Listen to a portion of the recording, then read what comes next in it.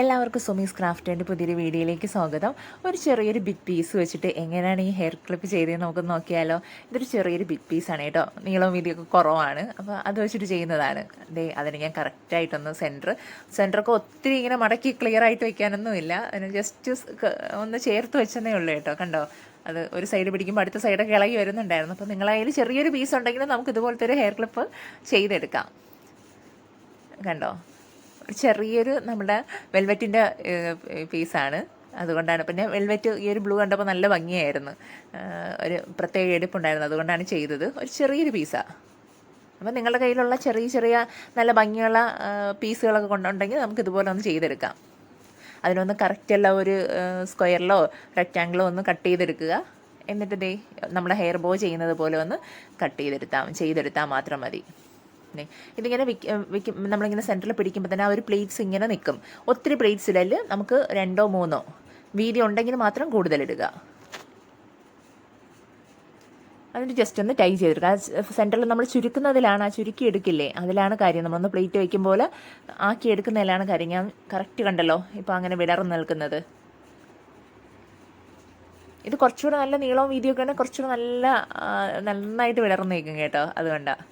ഇനി സെൻറ്റർ ഒന്ന് ജസ്റ്റ് ഒന്ന് കവർ ചെയ്യുക. അത് നിങ്ങൾക്ക് ബീഡ്സ് കൊടുത്ത് വേണമെങ്കിലും, ഇതില്ല എങ്കിൽ ഈ സ്റ്റോൺ ഷീറ്റ് ഇല്ല എങ്കിൽ വെറും ബീഡ്സ് കൊടുത്തിട്ടായാലും കവർ ചെയ്തെടുക്കാം.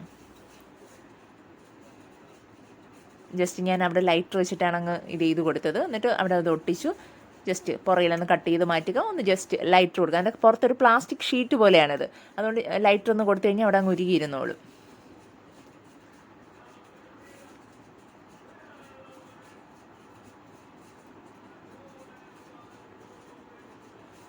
കണ്ടോ, അപ്പോൾ നമുക്ക് ആയിട്ടുണ്ട്. ഇനി സൈഡിലൊരു വെറുതെ ഒരു സിമ്പിളായിട്ട് സ്റ്റോൺ ചെയിൻ കൊടുക്കുന്നത്, 2 സൈഡിലും ഒരു ലെയറായിട്ട് ഇങ്ങനെ സ്റ്റോൺ ചെയിൻ ഒന്ന് ഒട്ടിച്ചു കൊടുക്കുക.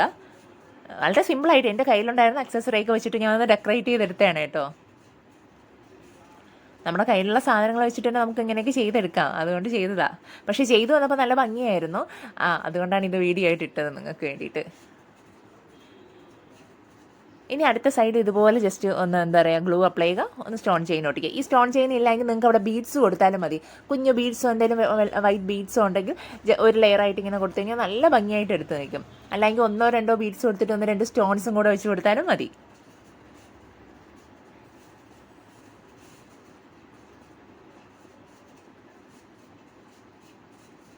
കണ്ടല്ലോ, അത് വെക്കുമ്പോൾ ഒന്ന് ശ്രദ്ധിക്കുക, നമ്മൾ വെക്കുന്ന ആ ഒരു ഷേപ്പൊക്കെ കറക്റ്റായിട്ടിരിക്കാൻ വേണ്ടിയിട്ട്.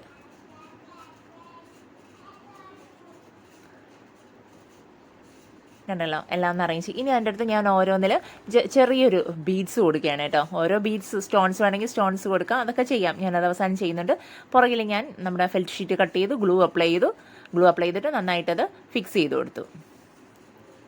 എന്നിട്ട് ഞാൻ ഒരു അലിഗേറ്റർ ക്ലിപ്പ് ഞാൻ കവർ ചെയ്തൊന്നും എടുത്തിട്ടില്ല, വളരെ സിമ്പിളായിട്ട് ചെയ്തുകൊണ്ട് ഞാൻ ജസ്റ്റ് കവർ ചെയ്ത്, ഞങ്ങളുടെ ആവശ്യത്തിന് ചെയ്തുകൊണ്ട് ജസ്റ്റ് ഒന്ന് കവർ ചെയ്തെടുത്തില്ല കേട്ടോ, ജസ്റ്റ് ഒന്ന് ഫിക്സ് ചെയ്ത് വെച്ചതേ ഉള്ളൂ. ഗ്ലൂ അപ്ലൈ ചെയ്യുക, ഫിക്സ് ചെയ്ത് വെക്കുക.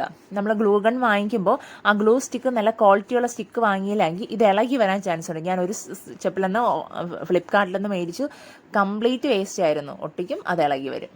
അത് പേസ്റ്റ് ചെയ്ത് കഴിഞ്ഞാൽ അപ്പം തന്നെ ഇളകി വരുമായിരുന്നു. അതുകൊണ്ട് നിങ്ങൾ വാങ്ങിക്കുമെങ്കിൽ നല്ല ക്വാളിറ്റി ഉള്ളത് വാങ്ങിക്കുക കേട്ടോ.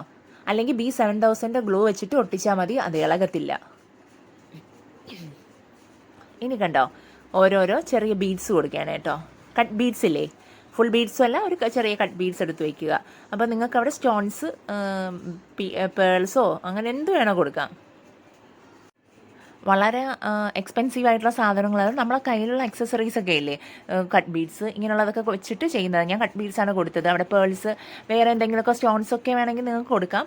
അങ്ങനെ വലിയ ഒത്തിരി റേറ്റ് ഒന്നുമില്ല, വളരെ സിമ്പിളായിട്ട് നമ്മുടെ കയ്യിലുള്ള തുണി വെച്ചിട്ട് ഒന്ന് ജസ്റ്റ് അറേഞ്ച് ചെയ്തെടുത്തതാണ്. വളരെ ബ്യൂട്ടിഫുള്ളായിട്ട് ചെയ്തതാണ്. അവിടെ കുറച്ചുകൂടെ വേറെ ബീഡ്സ് കൊടുത്താൽ, അല്ലെങ്കിൽ 2 ലെയർ ബീഡ്സ് ഒക്കെ വേണമെങ്കിൽ അങ്ങനെ കൊടുക്കാം.